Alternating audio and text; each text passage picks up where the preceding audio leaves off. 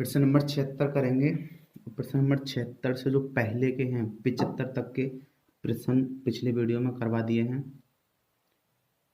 प्रश्न नंबर 76 करेंगे यहाँ से। और प्रश्न नंबर 76 ये कह रहा है कि व्यंजक एक्स वाई स्क्वायर में व्यंजक दोनों चरों एक्स तथा वाई का मान 20% कम हो जाता है, तो उसके कारण व्यंजक का मान कितना प्रतिशत कम हो जाएगा। कह रहा है कि एक्स और ये वाई स्क्वायर दोनों में 20% की कमी कर दो। एक्स में भी 20% कमी और वाई में भी 20% की कमी। तो यहाँ से देख रहे हैं तो एक्स की पावर तो 1 है और वाई की पावर है 2। तो एक्स तो एक बार कम होगा और वाई की पावर 2 है तो वाई 2 बार कम होगा। 20% की फ्रैक्शन वैल्यू बनाते हैं। 20% की फ्रैक्शन वैल्यू होती है, कमी कर रहे हैं तो माइनस के 1/5। मूल संख्या 5 थी, 1 की कमी कर दो तो मूल संख्या तो 5 थी, 1 की कमी कर देंगे तो 4 रहेगी। ये तो एक्स की होगी। वाई की भी आ गई, 5 से 4 रहेगी और 5 से 4 रहेगी। ये हो गया जी 3 बार। एक्स की हो गई 1 बार ये रही, वाई की हो गई 2 बार ये रही, 3 बार कर दी कमी सीधी सी 20% की। तो यहाँ से हो गया 55, 25, 125। 125 की जो चीज़ थी पहले वो अब 4 चौक 16 चौका 64 रुपये में मिल रही है। कमी हो गई जी हमारे यहाँ से। और कितने की कमी हो गई, डिफरेंस बना लो कि 125 से सिर्फ 64 ही मिला है। तो कितने कम हो गया, वो हो गया 1 और ये 12 में 6 गई तो 6, 61 की कमी हो गई। कहाँ से हो गई, 125 से गुणा कर दो 100 से परसेंटेज निकालने के लिए। 5 से काट दो, 5 से 25 बार, 5 से 5 चौक 20, 25 पंजे 125, 25 चौका 100। 4 से गुणा कर लो, 4 गुणा करेंगे तो 4 एकन 4 और 4 छिंग 24। 5 का भाग करना है इसमें बराबर 5 से 5 5 चौक 20, 44 है गए। 5 अट्ठे 40% की कमी हो गई। ये आंसर है, यानी 48.8% की कमी हो गई। ऑप्शन नंबर सी ठीक हो जाएगा यहाँ से। प्रश्न नंबर 77 करते हैं और प्रश्न नंबर 77 ये आंसर हो जाएगा यहाँ से। प्रश्न नंबर 77 करते हैं। प्रश्न नंबर 77 कह रहा है कि ए तथा बी दो बिंदु हैं। ये मान लिया मैंने, एक बिंदु ये रहा और दूसरा बिंदु ये रहा। ए है ये और ये है बी। दो बिंदु हैं जिनके बीच की दूरी 5 सेंटीमीटर है। इनके बीच की जो दूरी है ये वाली, ये 5 सेंटीमीटर की दूरी है। आगे कह रहा है कि ए बी पर एक बिंदु सी है तथा ए सी की लंबाई 3 सेंटीमीटर है। यहाँ पर कोई बिंदु सी है, इस ए सी है इस पर बिंदु, और इसकी लंबाई जो दरा है वो 3 की दरा है, 3 सेंटीमीटर है। यदि ए सी की लंबाई 6% बढ़ा दी जाए तो सी बी की लंबाई कितने प्रतिशत घट जाएगी। ठीक है जी। ए सी की जो लंबाई है वो कह रहा है ए सी की लंबाई को 6% बढ़ा दो। देखो 3 था पहले और 3 था पहले ए सी की लंबाई, और उसको 6% बढ़ा देंगे तो ये बन जाएगा 100। बढ़ा दो, ये कितनी बढ़ गई, ये 6 18, 18 होगा 0.18, इतने परसेंट इतने बढ़ गई, सॉरी 3 से प्लस 0.18 बढ़ गई तो वो हो गई 3.18 हो गई यहाँ से। अब लंबाई आगे कह रहा था कि तो सी बी, ये रही ना सी बी, और सी बी की लंबाई 2 थी यहाँ से, कुल 5 थी यहाँ से यहाँ तक की, और 3 मिल गई यहाँ से यहाँ सब, और ये रह गया जी 2 की फिर। और वो कह रहा है कि सी बी की लंबाई कितने प्रतिशत घट जाएगी। सी बी की लंबाई कितनी घट जाएगी, 5 में से इसे घटा दो। तो 5 में से घटाया मैंने 5 माइनस के 3.18 घटा दो जी, यहाँ घटा लो।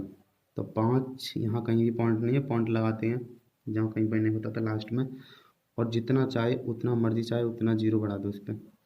हमें तो 2 अंक में पॉइंट नीचे पॉइंट रख लें, 3 इस हाथ पर 1 और इस पर 8 घटा दो। 10 10 में से यहाँ 2 बचेंगे, यहाँ रह गए 9, 9 में से यहाँ 8 बचे पॉइंट, यहाँ रह गए 4 और यहाँ रह गए 4 में 3 गए तो 1। हाँ जी, पहले कोई चीज़ 2 थी और 2 से अब रह गई है 1.82 रह गई है। तो कितना घट गया, तो घट गया जी यहाँ से इसमें से ये घटाने से, तो मुझे पता है घट गया है 0.18 घट गया बटे, कहाँ से घट गया, 2 से घट गया गुणा 100 से। परसेंटेज निकालने के लिए पॉइंट ये दोनों जीरो ख़त्म कर देंगे, 2 से काट दिया 9%। 9% घट जाएगी। ये हो गया आंसर। प्रश्न नंबर 78 करेंगे। प्रश्न नंबर 78 है 78 करते हैं। 78 कह रहा है कि 1 घंटे 15 मिनट एक दिन का कितना प्रतिशत है। 1 घंटे प्लस 15 सॉरी 1 घंटे 45 मिनट है। 1 घंटे 45 मिनट एक दिन का कितना परसेंट है। तो या तो इन्हें सब बना लो मिनट में, क्योंकि छोटी छोटी वैल्यूज में मिनट दे रखी है। अगर सेकंड में होती तो सेकंड बना लेते। तो 1 घंटे को मिनट बनाओ तो ये हो गया 60 मिनट और प्लस 45 सेकंड, 45 मिनट थे ही, ये दोनों मिला के हो गए 105 मिनट हो गए। और दिन का बटे में, एक दिन में 24 घंटे होते हैं और एक घंटे में, दिन में 24 घंटे हो गए थे और एक दिन में 24 घंटे होते हैं। एक दिन में होते हैं 24 घंटे। ये तो घंटे में, ये बना ली मैंने मिनट में और गुणा कर देते हैं 100 की। ये परसेंटेज निकाल लो यहाँ से, एक जैसी वैल्यू बनानी सब। ये हो गया मिनट में और ये भी हो गया मिनट में। ठीक है जी, सरल कर लो यहाँ से। 0 से 0 कट गई, 3 से काट दो, 3 दूनी 6, 3 से काट दो, 3 3 9, 3 पंजे 15, 35 आ गया जी। अब नहीं कट रही किसी से भी, तो ये हो गया 3 5, 2 से इसे काट दो 5 बार, गुणा कर लो। 25 का 5 हो गया, 5 या 15, 15 और 2 17 हो गए, बटे यहाँ पर बचे 24 और 24 का भाग कर दो यहाँ से। 24 का भाग करेंगे तो 24 1 7 5 भाग कर लो जी। देखो 2 से काट दो, 8 बार जाना चाहिए लेकिन 8 बार ना जाएगा, 7 बार ही जाएगा। 7 की गुणा करो, 7 4 28 का 8, हासिल लगा 2, 7 दूनी 14, 15 16, ये घटा लो। 15 में से 8 गए तो 7 बचे और यहाँ पे बचे कुछ ना। पॉइंट लगाने के बाद तो ऑप्शन नंबर 2 मिल रहे हैं अभी हमारे पास। तो पॉइंट लगाने के बाद एक जीरो बढ़ा ली। 24 दूनी 48 होते हैं, 24 3 72, 24 दूनी 48 होते हैं। ये हो गया 48, घटा दो यहाँ से, यहाँ बचेंगे 2, यहाँ बचेंगे 2, उताली 0। हाँ जी, फिर भाग जाएगा 2 का, 9 बार जाना चाहिए। तो ऑप्शन नंबर यहाँ 9 बार जाएगा, तो ऑप्शन नंबर यहीं से देख लिया मैंने, बी ऑप्शन ठीक आ रहा है। और बी में ये कह रहा है जी कितना है भी, ये है 7.291%। ये आंसर होगा। प्रश्न नंबर आ गए हम, प्रश्न करेंगे 79। 79 ये कह रहा है कि 65 ग्राम 2 किलोग्राम का कितना प्रतिशत है। देखो 65 ग्राम है ये, बटे 2 किलोग्राम का, ये किलोग्राम है, इसको भी ग्राम में बदल लो, ये आ गया जी। ठीक है, 1000 की गुणा कर दी किलोग्राम से ग्राम में बदलने के लिए, और ये 100 से भाग कर दिया गुणा, परसेंटेज निकालने के लिए। 2 जीरो से ये दोनों कट गए, इसमें 20 का भाग कर दो, ये होगा 65 बटे 20।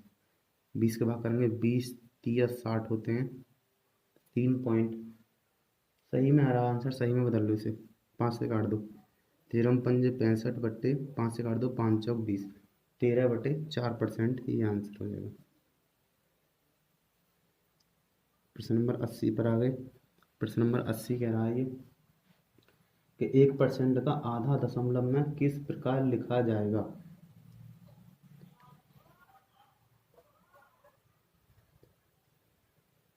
एक परसेंट, 1/% हटाने के लिए 100 से भाग कर दिया, गुणा आधा, आधा का मतलब है 1/2 या 0.5 बोल दो, तो आधे को 0.5 भी तो बोल सकते हैं।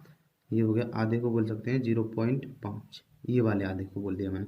तो अब बन गया 1/100 गुणा 0.5, और ये पॉइंट लगाना है तो एक अंक के बाद पॉइंट है ही, 2 अंक के बाद इधर से रखेगा पॉइंट, तो ये होगा 0.005, ये हो गया दशमलव में, ये आंसर हो जाएगा।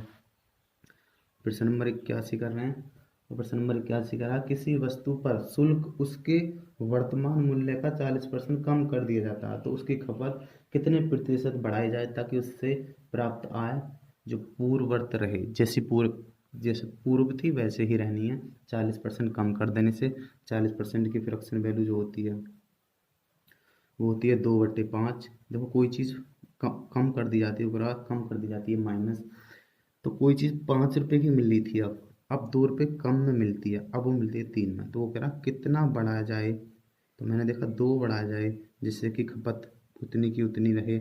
और कहाँ से बढ़ा जाए, 3 से, यहाँ से तो बढ़ा जाए। 2/3 की जो फ्रैक्शन बनती है वो बनती है 66 सही 2/3%। ये आंसर हो जाएगा। प्रश्न नंबर करेंगे 82। प्रश्न नंबर 82 कह रहा है कि किसी वस्तु की कीमत 25% घट जाती है लेकिन प्रतिदिन उसकी बिक्री 30% बढ़ जाती है, तो प्रतिदिन का आय पर क्या अंतर आएगा। 25% घट जाती है तो 25% की फ्रैक्शन वैल्यू जो बन जाएगी वो बन जाएगी माइनस की 1/4। और कह रहा है जी 30% बढ़ जाती है, 30% की फ्रैक्शन वैल्यू प्लस के 3/10। देखो माइनस जब लिया घट जाती है, प्लस जब बोल लेते हैं जब बढ़ जाती है। तो यहाँ से देखा मैंने 4 की चीज़ अब 3 रुपये में मिलेगी घटने के बाद, और 10 की रुपये की कोई चीज़ होगी और बढ़ जाती है तो 13 रुपये में मिलेगी। दोनों कर दो 4×4 40 की चीज़ 13×3 39 रुपये में मिलेगी। 40 रुपये की चीज़ 13×3 39 रुपये में देखो घट जाती है। कितनी घट गई, 1 घट गई। कहाँ से, 40 से घट गई। और 1/40 की फ्रैक्शन वैल्यू 2 सही 1/2% होती है। ये आंसर कहलाएगा। तो क्या हो गया, घट गई, डिक्रीज हो गई। बी ऑप्शन ठीक है। इंक्रीज तो हुई नहीं, डिक्रीज हो गई, क्योंकि 40 से 39 लगी कोई चीज़ तो डिक्रीज हो गई। बी ऑप्शन ठीक है। प्रश्न नंबर करेंगे 83। प्रश्न नंबर 83 में कह रहा है कि चीनी की कीमत में 20% की कमी हो जाती है तो एक व्यक्ति अब 36 रुपये में 500 ग्राम चीनी अधिक खरीद सकता है, तो प्रति किलोग्राम चीनी की प्रारंभिक कीमत क्या थी। 20% की कमी हो जाती है और 20% की जो फ्रैक्शन वैल्यू बनती है वो बनती है कमी के लिए -1/5। 5 की कोई चीज़ थी, अब वो मिल रही है 4 रुपये में, और 4 से 5 कर दिया मैंने, यहाँ से 4 से 5 जो कमी हुई थी पहले तो वो वृद्धि करनी पड़ेगी। यहाँ से 5 की 4 में मिल रही है, तो मैंने देखा कि 4 की फिर 5 में मिलेगी। मैंने कमी थी वो कमी चेंज कर दी, यहाँ से पलट दी दोनों संख्या। अब वो कह रहा है वो कि 36 रुपये में 500 ग्राम अधिक खरीद सकता है, तो अधिक हो या कम हो 36 रुपये में कितना खरीद सकता है, 500 ग्राम अधिक खरीद सकता है। मैंने 36 का भाग कर दिया तो 1 में निकाल लिया कितना ग्राम था, मैंने किलोग्राम बना दिया इसका। यहाँ आती बटे में 500 के बटे में आती 1000, मैंने ऊपर पलट दी जो हमने। और गुणा जो करनी है वहाँ यहाँ पे गुणा जो करनी है वो इन दोनों एक संख्या में से करनी है। और वो कह रहा है कितना कि प्रारंभिक कीमत क्या थी, तो ये कहलाती है मूल कीमत, प्रारंभिक कीमत, ये कहलाती है अंतिम कीमत या नया मूल्य। ठीक है जी, ये पुराना मूल्य भी कहलाता। तो प्रारंभिक कीमत 4 रुपये थी तो 4 से गुणा कर दो, ये कट गया ये 2 बार, और 2 से कट गया ये 2 बार, 2 से ये कट गया 18 बार। तो कितने रुपये थी प्रारंभिक कीमत, 18 रुपये थी। ये आंसर हो जाएगा। ऑप्शन नंबर बी आप आंसर आ जाएगा। नेक्स्ट करते हैं, और नेक्स्ट पे आ गए हम 84 पर। और 84 में प्रश्न ये कह रहा है जी कि एक व्यक्ति अपनी मासिक आय का 40% भोजन पर, शेष वेतन का 1/3 यातायात पर खर्च करता है। यदि वह 45 रुपये मासिक बचाता है तो भोजन तथा यातायात पर खर्च के बाद रुपये का आधा है, तो उसका मासिक वेतन ज्ञात कीजिए। 40% की फ्रैक्शन वैल्यू बना लो। 40% की फ्रैक्शन वैल्यू जो बनती है वो बनती है 2/5। और कह रहा है कि 1/3 का मतलब है 1/3। देखो ये नीचे वाली कुल आय थी उसकी, और ये खर्च कर दी उसने, खर्च कह रहा है वो। तो 5 की आय थी, उसने 2 रुपये खर्च कर दिए, 3 अभी भी उसने बचा लिए। कह रहा 3 की आय थी, अब यहाँ से निकालना, 3 की आय से 1 खर्च कर दिया तो अभी भी उसने 2 बचा लिए। क्रॉस काट दिया मैंने, 3 से 3, ये हो गया 5 की आय, अब उसके पास 2 बचे हैं।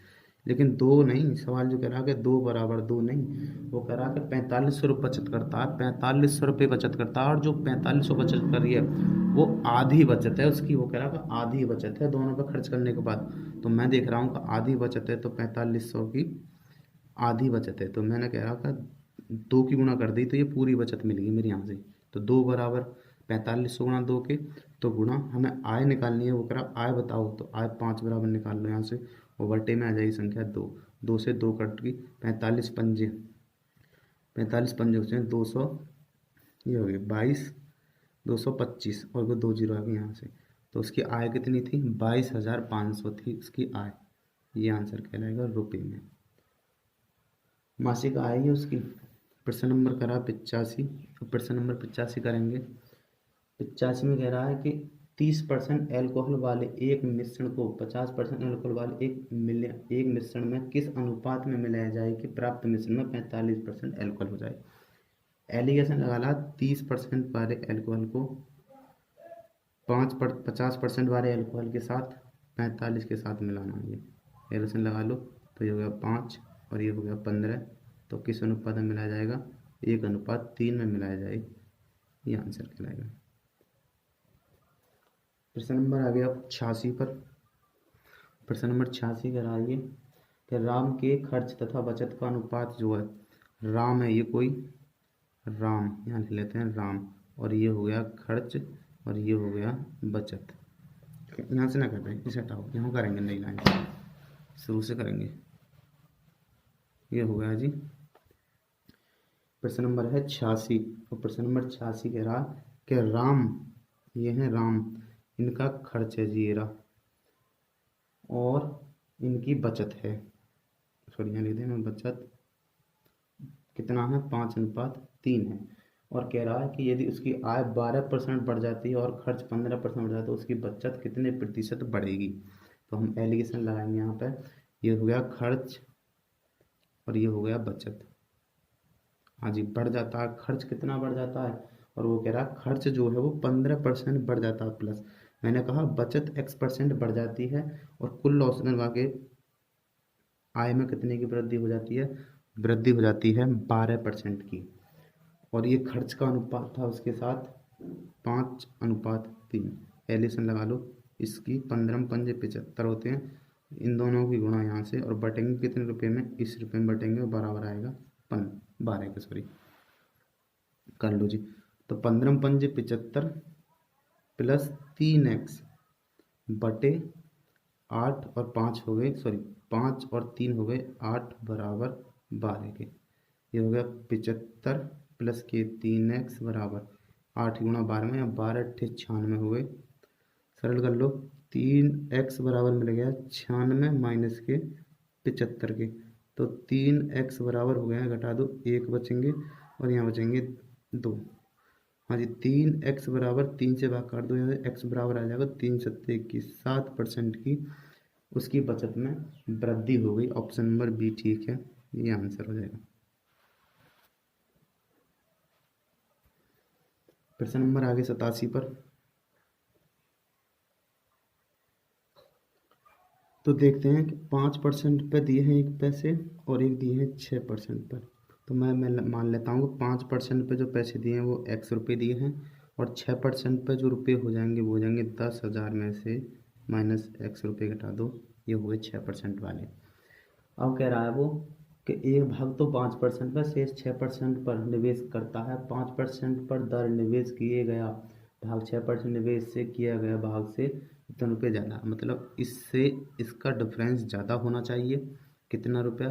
तो वो कह रहा है कितना रुपया ज़्यादा होना चाहिए कि 76.50 के। तो मैंने देखा कि अगर x की धनराशि को 5% पे उसने दिया है बटे 100 और अधिक है माइनस के, इसमें ज़्यादा अधिक है 76.50, कितना कि ये हो गया दूसरी राशि पर जो दिया है वो दिया है 6% के हिसाब से बटे 100, बराबर जो हैं वो दिए हैं जी यहाँ से 76.50, दोनों का डिफरेंस मिल गया यहाँ से। आगे कर लेते हैं, एलसीएम ले लो दोनों से, ये आ जाएगा 5x माइनस के 6 गुणा इसमें कर दो, ये होगा 60,000 माइनस, ये जब माइनस भीतर जाएगा तो ये प्लस कर देगा और ये हो गया 6x। जो एलसीएम में आया था 100, वो 100 गुणा यहाँ कर दी, वो हो गया 7650 के।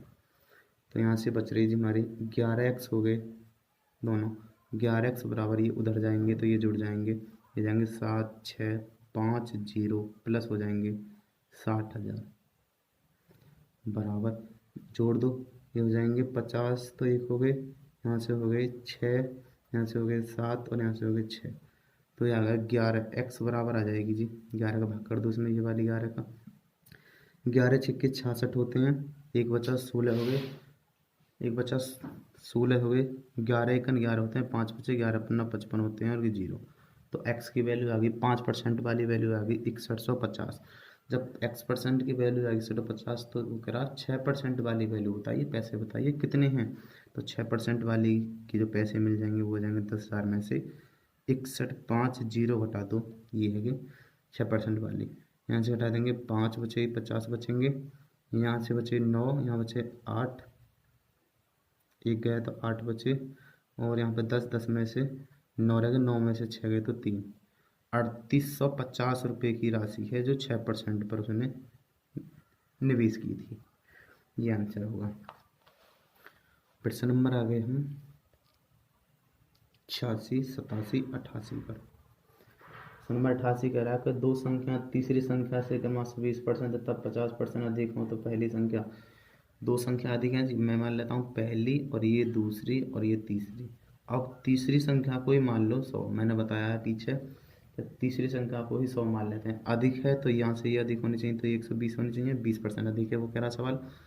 ये 50% अधिक तो 150 होनी चाहिए। अब जिसके साथ का लगाएगा वो नीचे वैल्यू हुई का लगाएगा, उसकी वैल्यू हर में कहलाएगी। तो पहली संख्या दूसरी संख्या का, दूसरी संख्या के साथ का लगा रहा तो 150 आ गया नीचे, तो ये पहली संख्या आ गई ऊपर गुणा 100। 0 से 0 काट दी, 5 थे 5 दिए 15, 5 काट दो, 5 दूनी 10, 0। ये हो गया जी 12 दूनी 24, 240 बटे 3, 3 से काट दो, 3 अट्ठे 24, 3 अट्ठे 24, ना जाने की 0 हो गई 80%। ये आंसर हो जाएगा। ठीक है जी, कितनी परसेंट है? 80% है। तो प्रश्न नंबर आ गया हम 89 पर। प्रश्न नंबर 89 ये कह रहा है कि तुलसीराम का वेतन कश्यप से 20% अधिक है। यदि तुलसीराम इतनी बचत करता है जो उसके वेतन का 4% है तो कश्यप का वेतन ज्ञात कीजिए। तो तुलसीराम है ये, तुलसी और ये राम, तुलसीराम है और एक कश्यप है, कश्यप। तुलसीराम का वेतन कश्यप से 20% अधिक है। अगर मैं मान लेता हूँ 20% की जो फ्रैक्शन वैल्यू है वो है 1/5, तो कितना अधिक है? इसका होना चाहिए 6 और इसका 5 है। हो गया जी 20% अधिक है, तुलसीराम का अधिक है जो पहले कह रहा है उसका। और अगर यदि तुलसीराम 720 रुपये बचत करता हो, तुलसीराम 700 एक्स मान लो इसके साथ, ये होगी जी इसकी आय, 720 रुपये बचत करता हो जो उसकी वेतन का 4% है जी।